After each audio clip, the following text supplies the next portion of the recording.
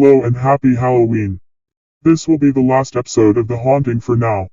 I hope to have more content for season 2. Now make sure the lights are off if you dare and enjoy this episode. Let's start the show with some photos. The Amityville Horror. In Amityville, NY, Ronald DeFeo Jr. killed all 6 members of his family on Nov. 13, 1974, shooting his parents and 4 siblings with a .35 Marlin rifle. Dad Ronald Sr., 44, Mom Louise, 42, sisters Dawn 18, and Allison 13 and brothers Mark 12 and John 9 were all found dead in their beds. After the killings, the new owners of the Long Island home claimed it was haunted. Paranormal investigators set up cameras, which led to the above photo, allegedly of John's ghost, Lord Combermere's ghost. This 1891 photograph of Combermere Abbey Library in Britain shows what seems to be the faint image of Lord Combermere as his funeral took place.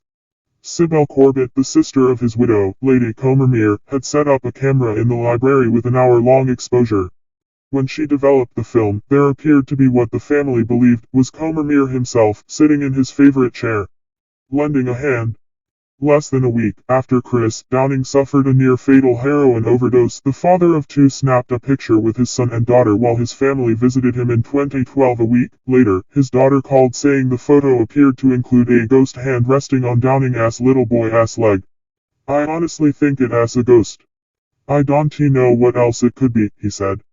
"I think maybe because I was in such a dark place, spirits were attracted to me. Or I could have brought something paranormal back with me from when I nearly died, like they were clinging on to me.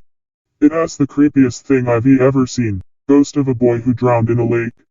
An Ohio teen believes he has captured an image of a ghost inside his car while trying to photograph a beautiful sunrise. An avid nature photographer, Troy Vance, 15, told Cater's news agency he was really creeped out after zooming in on the picture. "I saw the ghostly face in the windshield," he said. "My heart just stopped. I was in complete shock." He added, "There was no one in the truck. I just can't explain it." Ghost of woman who inspired F. Scott Fitzgerald as The Great Gatsby. A photo may have captured the spirit of the socialite who inspired F. Scott Fitzgerald as character Daisy Buchanan. Private chef Christy Ranieri took a photo recently at the now dilapidated former summer home of Ginevra King in Lake Forest, Illinois, and in the chilling picture is an image that appears to look like the owner. King was a former lover of the acclaimed American author and is said to be the basis of Daisy and Fitzgerald's 1925 masterpiece, The Great Gatsby. Daisy was Gatsby's love interest in the book. In real life, King and Fitzgerald were involved for a time. I think it's time for some ghostly stories. What about you? Long ago in a small village in Ireland lived a drunkard named Stingy Jack. He wasn't held in very high regard by the townsfolk. One evening, Satan overheard stories of the devious deeds of Jack and decided he must have this fellow's soul. Jack may have been stingy, but he was quite clever. When Satan came to collect his soul, he successfully made the case that the least Satan could do was allow him to have a final drink at his favorite pub.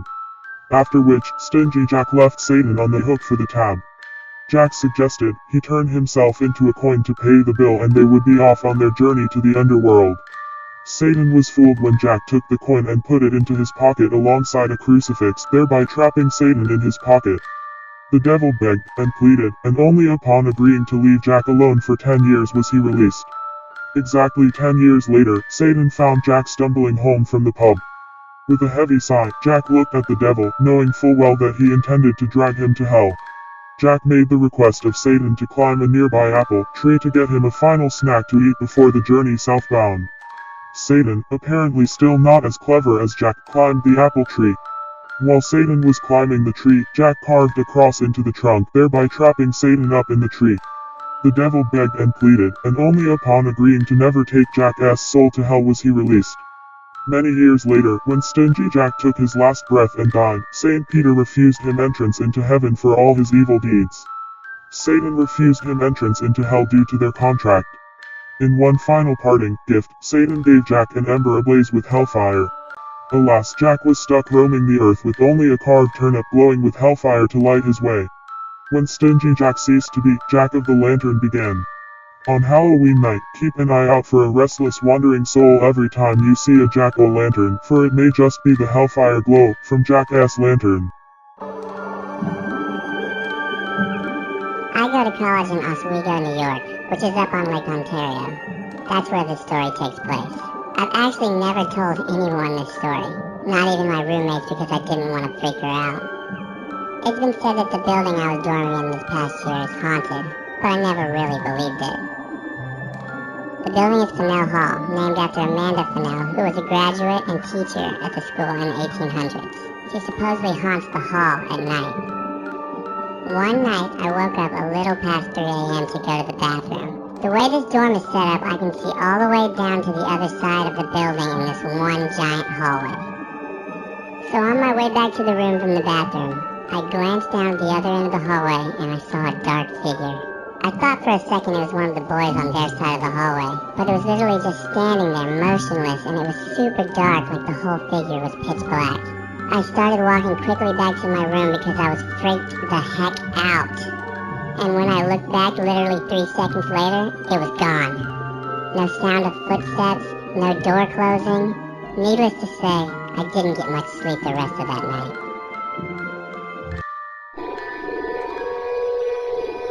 I've always believed that my basement is the most haunted room in my house. Anyone that comes over says they can feel a presence when they go in the basement, and my cats refuse to go down there. One night, I was having a sleepover with some friends, and we decided to sleep in the basement. While we were playing some games, one of my friends started to freak out. She said that she saw a face peeking out from the guest bedroom. She said she couldn't make out any of the features though, so I was a bit skeptical. But around 3 or 4 in the morning, everyone was asleep and I was woken up by sound coming from the storage area on the stairs. At first I thought it was the water heater or something. It tends to make a lot of noise. When I looked over to the entrance to the storage area, I saw shadowy figures standing in the doorway. It was tall and skinny, and even though I couldn't see its face, I could feel it staring at me.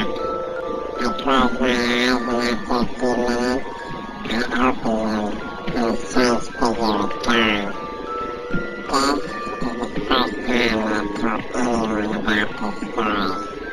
The friends that I had over didn't even know this happened. I was afraid they wouldn't believe me.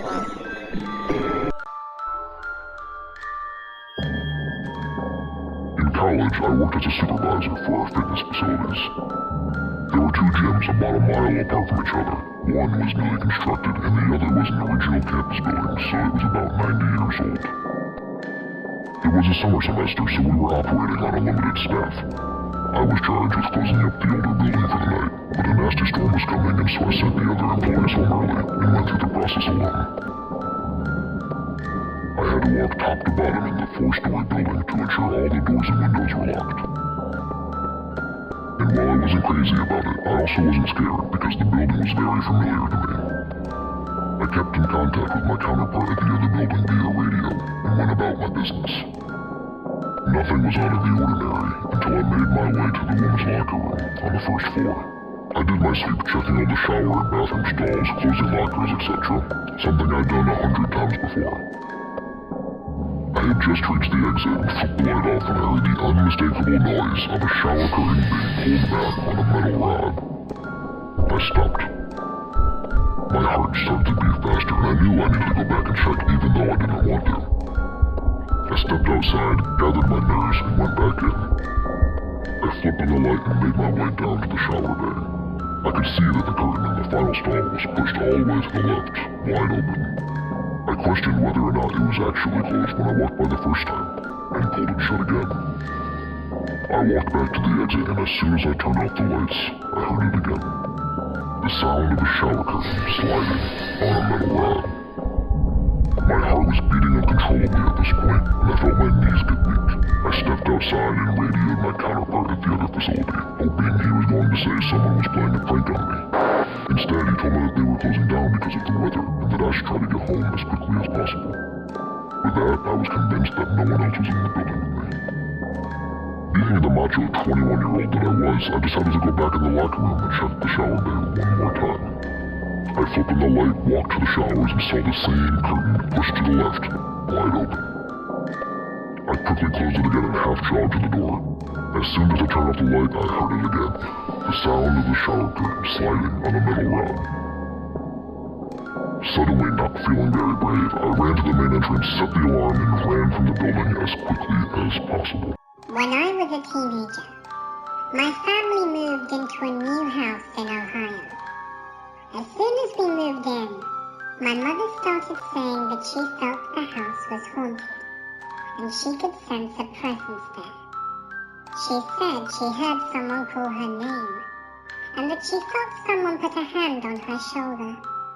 There was one time, she woke up with someone holding her feet down, and she couldn't shake whatever it was and started screaming. She also heard muffled voices. We didn't believe her at all, until both my sister and I started experiencing strange things.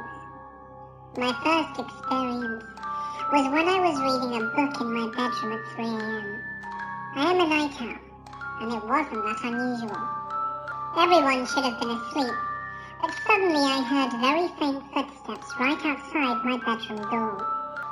They were too heavy to be my mum's or sister's, so I assumed my dad was walking around checking up on us. I sprinted to the door, and when I opened it, I was shocked to discover the hallway was dark, and no one was up there.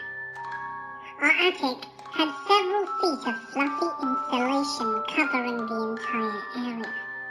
There was nothing stored there, and at times you could hear steps coming from the attic, running up to the side of the house with the driveway, when someone was pulling up to the house, as if they wanted to see who had arrived. It was almost cool in the daytime, but terrifying at night. There was always something clicking loudly under my bed, as well as in the closet at night. I always tried to convince myself it was air vents. However, all the air vents were on the other side of the bedroom, and never made clicking noises. I sometimes saw an outline of a person, standing next to my bed, if my head was covered with a sheet, and when I'd pull it off, there'd be no one there. I'd hear sighs, as if someone was standing right behind me, and there was one occasion where I heard a whisper, "Come play." I prayed a lot, and that usually helped. I'd also ask them to quiet down, and that helped too. One time, my boyfriend and I were doing homework in the basement, and heard the garage door open and the voices of my parents in the kitchen. We ran up to say hello, to discover an empty house. There was another time when my boyfriend stayed overnight. He slept in the living room, and in the morning he asked if we were playing a joke on him at night, as he kept hearing a ball bounce on the stairwell leading up to the bedrooms on the second floor, and in the kitchen. But every time he got up to see what was going on, no one was there. I don't think we even owned a ball, and certainly didn't play with one in the house. One time my mum heard a baby cry outside of our house at night. We lived in a safe and perfectly normal suburb, and there was no reason a baby would be in our backyard. One day, a lid flew off a cooking pot and got halfway embedded into the kitchen ceiling. It wasn't a pressure cooker, just a regular lid and a pot. Another time we left for a family vacation, and my boyfriend was asked to take our paper in. He said he was in the house and decided to make my bed, as we left at some ungodly hour like 5 a.m, and I never got the chance to do it. He said at first he got a juice, and felt like someone was breathing down his neck. He kept turning around to find no one there. Then he walked upstairs, and while he was making my bed, he felt something grab his leg from underneath the bed. He got freaked and ran out, and refused to enter the house again, and just diligently hid the papers behind a flower pot outside until we returned. My sister one night awoke to a black-caped figure standing silently in her room. She said there was also a bright orb near her window, as her window faced the backyard and trees, and being on the second floor, there was no possible source of lights from cars. She covered her head with the blanket, and when she looked out, the figure and orb were still there. She went back under the blanket, and after some time they were finally gone. Our cat disappeared without a trace someday as well. We are unsure if it's related. My dad was one person who never experienced anything. No voices, no steps, no TVs and radios blasting out on their own. He is hard of hearing, so that could have been a factor. But one thing he can't explain is waking up at 4 a.m. next to a lit tea light candle that he swears burnt out at midnight. The candle was right in front of his face, and he's extremely sensitive to light, to the point where he covered any electronic lights with napkins as they disturbed his sleep. It eventually got so bad that I refused to sleep in my own bedroom, as I could feel someone moving around in the room at night, and I slept in my sister's room. My dad decided to call a medium, and the guy said that there were 5 spirits in the house: a boy, an old lady, a couple, and a very angry man. He gave us a giant candle with a cross, and said to burn it in the bedroom of the youngest child, which was now also my bedroom where I slept in a sofa chair. The candle was in a big glass jar, and was hefty. All night it kept shaking, and the glass kept making click noises against the counter it stood on. We were also to tell the spirits that this was our house now, and they needed to go to the light. Things improved after the visit, and shortly after I moved out to attend college, where I slept with the lights on, although I never experienced any paranormal activity in my apartment there. After college, I never stayed in the house for longer than a few days, always sleeping with the lights on, as the creepy feeling remained despite nothing noticeable happening anymore. Eventually, my parents sold the house. I hope you have enjoyed this episode as well as the show. I hope you did not get scared too easily. Have a fun, scary, and safe Halloween.